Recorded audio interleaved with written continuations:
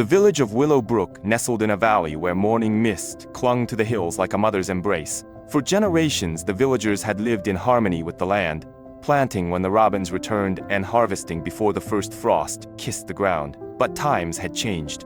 Young people left for the gleaming cities beyond the mountains, and those who remained struggled as modern farming conglomerates purchased surrounding lands. Among the weathered cottages lived Margaret Chen, a woman of 73 whose back remained straight despite decades of bending to tend her garden. The villagers respected her, though many considered her methods archaic. While others purchased chemical fertilizers and installed irrigation systems they could barely afford, Margaret continued as she always had, following the rhythms of nature with quiet determination. When severe drought struck the region one spring, farmers watched helplessly as their crops withered despite expensive watering systems. Field after field turned brown, and despair settled over Willowbrook, heavier than the parched air. Samuel Torres, 32, had reluctantly returned to his grandmother's cottage after losing his job in the city. With architecture dreams shelved, he now faced the failing family farm with mounting debts.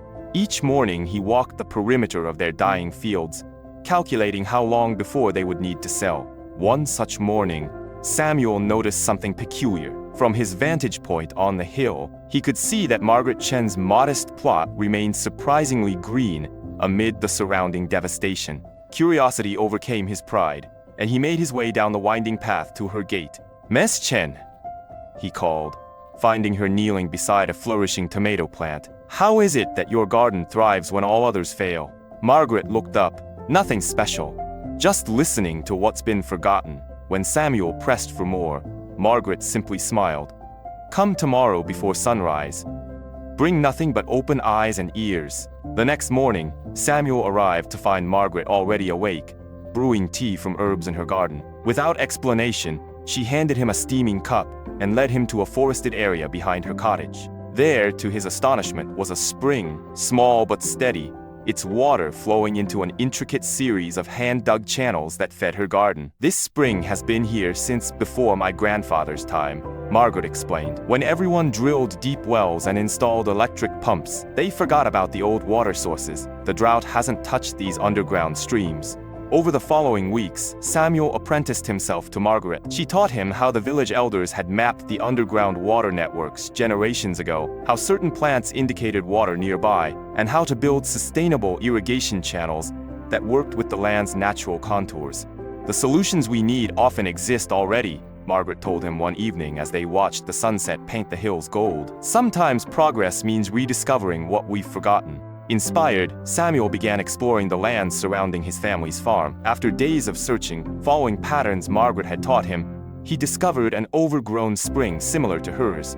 With cautious hope, he cleared decades of debris and built channels following Margaret's design. Within a month, patches of his family's fields began to recover. Neighbors noticed. Initially skeptical, they gradually sought Samuel's advice. He freely shared Margaret's knowledge, adding his architectural training to design water conservation systems throughout the village. By autumn, small green patches dotted Willowbrook's landscape. The harvest was modest, but where there had been impending failure, now stood possibility. Word spread to neighboring communities. The following spring, farmers from across the region came to learn.